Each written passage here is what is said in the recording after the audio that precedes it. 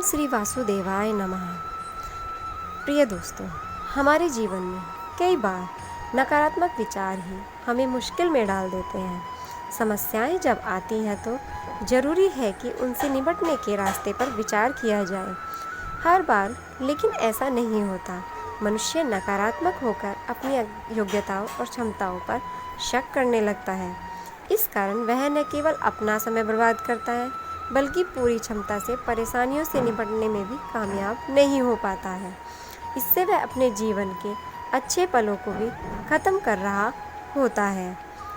बहरहाल, अगर आपकी ज़िंदगी में नकारात्मक विचार हैं तो उनसे निपटने का रास्ता अवश्य खोजना चाहिए। हम जीवन में सही या गलत जो भी करते हैं उन सब में हमारी सोच व विचारों का बहुत ही योगदान होता है।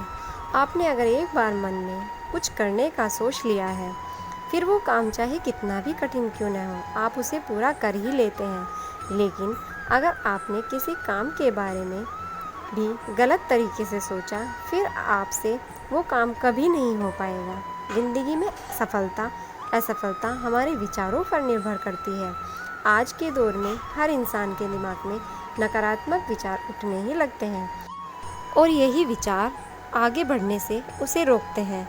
इंसान समझ ही नहीं पाता कि आखिर वो इन नकारात्मक विचारों को कैसे रोके। लेकिन ये इतना भी मुश्किल नहीं है। कुछ आसान तरीक़ों से हम अपने दिमाग में चल रहे ये सभी नकारात्मक विचार समाप्त कर सकते हैं। नंबर 1, नकारात्मक सोच वाले व्यक्तियों से दूर रहें। जो आपके पास आपको नेगेटिव सोच देते हैं, उन लोगों से हमेशा दूरी बनाए रखनी चाहिए। नहीं तो वो हम हर रास्ते पर गलत विचारों से ही घिराए रखेंगे। नंबर 2, ईश्वर में ध्यान लगाएं। ये सबसे अच्छा उपाय है नकारात्मक विचारों से बाहर निकलने का। कि व्यक्ति को नकारात्मक सोच को दूर करने के लिए ईश्वर में ध्यान लगाना चाहिए। अगर पूजा पाठ संभव नहीं है तो कम से कम 5 से 10 मिनट उसे ध्यान करना चाहिए, मेडिटेशन करना चाहिए। इससे उसको अच्छा ज़रूर मिलेगा और वह हल्का महसूस करेगा। ज़्यादातर हंसने की कोशिश करनी चाहिए, क्योंकि हंसने से व्यक्ति की सकारात्मक ऊर्जा उत्पन्न होती है। नकारात्मक विचारों के लिए महात्मा बुद्ध भी कहते हैं कि व्यक्ति को हमेशा अच्छे संगत में रहना चाहिए, वर्तमान में जीना चाहिए। गौतम बुद्ध भी कहते हैं कि आज में जिए और भविष्य की चिंता न करें। इसलिए व्यक्ति को अपने मन में वर्तमान क्षण को केंद्रित करना चाहिए, क्योंकि यही दुख और चिंताओं से मुक्ति पाने का मुख्य मार्ग है। मैं आपको एक स्टोरी भी सुनाऊंगी इसी के ऊपर। एक धन्ना सेठ था। उसके पास 7 पुश्तों के पालन पोषण जितना धन था। उसका व्यापार चारों तरफ फैला हुआ था, किंतु फिर भी उसका मन अशांत रहता था। नकारात्मक विचार उसे घेरे रखते थे।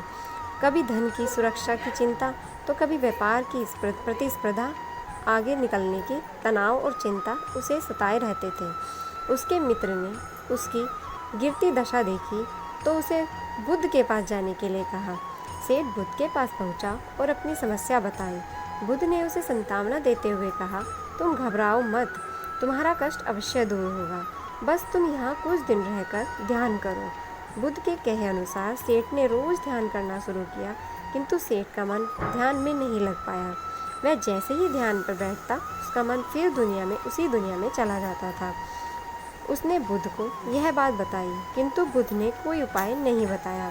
थोड़ी देर बाद जब सेठ बुद्ध के साथ वन में सायकाल भ्रमण कर रहा था, तो उसके पैर में अचानक से एक कांटा चुभ गया।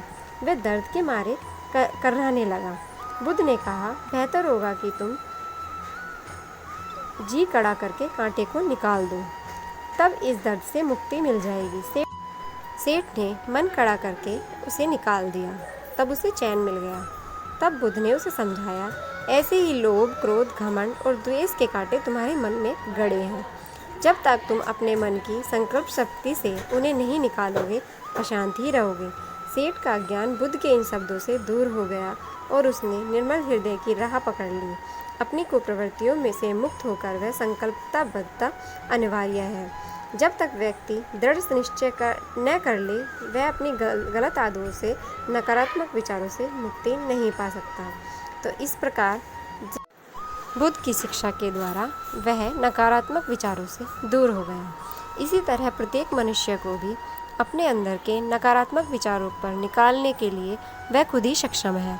जब तक वह अपने मन को काबू में नहीं करेगा, तब तक वह अपने नकारात्मक विचारों को अपने मन से नहीं निकाल सकता। कृष्ण भगवान जी कहते हैं कि व्यक्ति को सिर्फ अपने कर्मों पर ध्यान देना चाहिए, उसके फल की चिंता बिल्कुल नहीं करनी चाहिए। फल उसके कर्मों के अनुसार उसे समय समय पर मिलता ही रहता है। कुछ बुरे कर्म हमारे पूर्व जन्म में हो जाते हैं, जिसके कारण हम इस जन्म में कुछ दुखों को प्राप्त करते हैं। उस दुख के बारे में न सोचकर व्यक्ति को आगे के कर्मों के पर ध्यान देना चाहिए। इसी तरह मैं आपसे विदा लेती हूँ। धन्यवाद।